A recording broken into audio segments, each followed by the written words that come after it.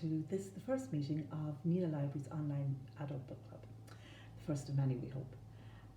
First of all, could I welcome everybody to it? I hope we've got some of our previous members out there looking on, and I hope to get some new members as well. I'm talking for this, and to be my thoughts, I suppose, for this first meeting, but for the future, I really hope to hear from all of you guys. Your suggestions as to book titles, your best and worst reads, any comments, anything you'd like to throw at me. Send them to nenagh@tipperarycoco.ie, and I'll bring them to the next meeting. We're going to run this the last Tuesday of every month, so at 4 o'clock. So our next meeting, the February meeting, will be, I think, on Tuesday the 23rd of February. And so I hope to hear from you before then. Email me, as I said, at nenagh@tipperarycoco.ie. This will go out on Facebook, and we will also it will also be on our YouTube channel, www.tipperarylibraries.ie. Click on the YouTube channel there, our YouTube channel there, and you'll find it for those of you who don't want to use or who aren't on Facebook. Okay, just for this meeting, I said I'd talk about a few books that I read during lockdown 2020. One of the books that I read during lockdown 2020 was Behind Closed Doors by B.A. Paris. The tagline says everything. It's about a couple, a young couple, Jack and Grace Angel. And when we first meet them, they are hosting a dinner party for old friends of theirs and a new couple in the area. And they are the perfect couple. They're young, they're successful, they're beautiful. Grace is an ideal wife. She's just perfect, and you think there must be something wrong with her or something. You don't want to love her, you want him to feel good for her, or you envy her. But then you get into it, and of course the tagline of this book is the perfect marriage or a perfect lie, which basically tells you all you need to know about this book. Yes. It's one of those books, but that doesn't detract from it. The fact that you know that this is just a facade, the fact that you know, and spoiler alert here, that their marriage isn't perfect, far from it, and actually she's trapped in this marriage with this monster. It doesn't in any way detract from your enjoyment of the book. In fact, it's a page turner of a book. And again, it wasn't one that I was expecting to enjoy so much, simply because I thought, okay, I know this genre, I know what it is, but there are still really good books of that type out there. The street angel and house devil type person in marriage. So that was one of my surprisingly good reads for lockdown 2020. Books that moved me, and a book that moved me that I read. And again, was one that was on the bestsellers list. It was one that was recommended to me. It was a book club read, actually, but it was also recommended to me by my younger sister. It's called Stillhouse. I know many of you know it, by Lisa Genova, and I think it was her first book, and she's published it herself. It's an excellent book. It's a book about this very high-achieving family. The husband is a doctor, the wife Alice Howland, I think is her name. Alice Howland. She's a university professor. She's an expert in linguistics. But Alice, and she's only 50.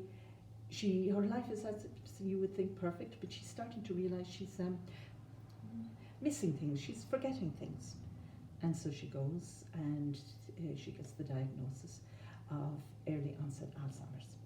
And this is the story, and this is a scary book for all of us who have, come downstairs and then forgotten what we wanted and have to go back up again, or come out into the car park and say, where did I park the car, or what's that word, it's on the tip of my tongue. For those of us who often have those moments, this is a scary book, because it is a study, it is a look at how Alzheimer's and dementia affects a person. It's by turns heartbreaking, scary, but Lisa Genova, who is a neuroscientist, she's a PhD in neuroscience, so she would know her stuff. You never get way bogged down by the medical side of it. At its heart is the story of a family, and the story of a woman desperately trying to fight against this disease, this monster that is taking her life, stripping her memories from her. I think one of the things that I really was taken aback by in this book was the randomness of what you forget. There is an incident in the book whereby she goes to university to attend a lecture, and she knows what the lecture is about, she knows where the university is, what room she's meant to be in, she knows the time she's meant to be there, so she goes in, she slips down, she waits for the lecture to start, and she gets talking to people, and they start smiling, and they're chatting to her and smiling over at her, and suddenly then you realise the detail that she's forgotten this particular day is that she's the one meant to be giving that lecture. It's a really moving book. It's a very good book. I would heartily recommend it.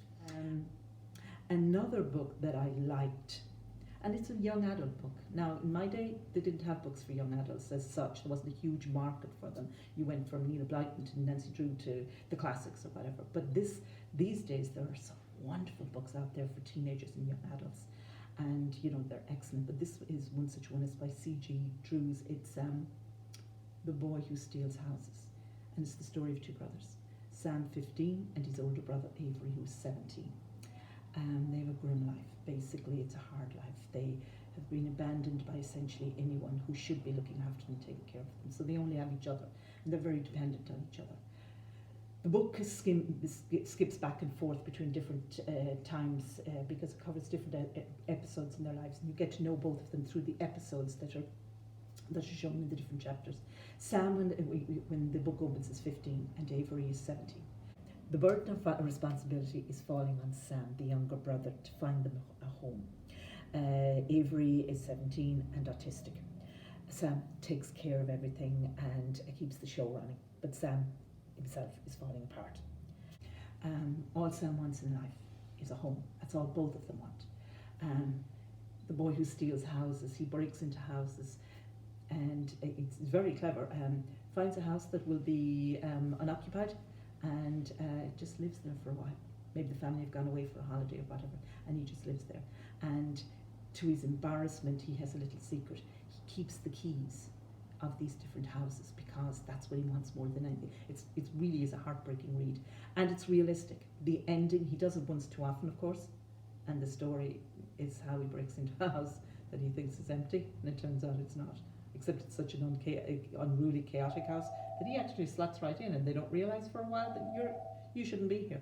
But the ending is hopeful, it's realistic, but it's a very good read, and it's The Boy Who Steals Houses. So that's that. I've covered books that I liked and that I read and that moved me during lockdown 2020 of this year gone by. And those are some of the things. I'd love to hear your suggestions as to whether you agreed or not. As I said, this will be up on our YouTube channel. And for those of you who don't particularly want to go on Facebook, Jean, maybe you contacted me. If you don't want to see this on Facebook or comment on Facebook, drop me an email or log on to www.tiperarelibraries.ie and go on to the YouTube channel. Next month's book club meeting will be on Tuesday, February the 23rd at 4 o'clock. The ebook that I am recommending to you guys is by Greer Hendricks and Sarah Pekkanen, the same authors who wrote The Wife Between Us. It's called An Anonymous Girl. It's a story of obsession. It's a dark thriller. It's a story of Jessica Farris, who signs up for one of these sociology studies, and they're looking for women between 18 and 32 to sign up. They'll be paid handsomely. It's a study in morality and ethics by Dr. Shields, and anonymity is guaranteed. So of course she thinks, yeah, no problem, and she does. She signs up for it, and there begins a tale of deadly intrigue and obsession. So sounds good. You can download it on ebook if you go on to the www.tiperarelibraries.ie and download, those of you who haven't already, download the BorrowBox app. And once you have the BorrowBox app, you can download the book, An Anonymous Girl. Hope you enjoy it. Please send us on any comments or whatever, and looking forward to meeting you again next month.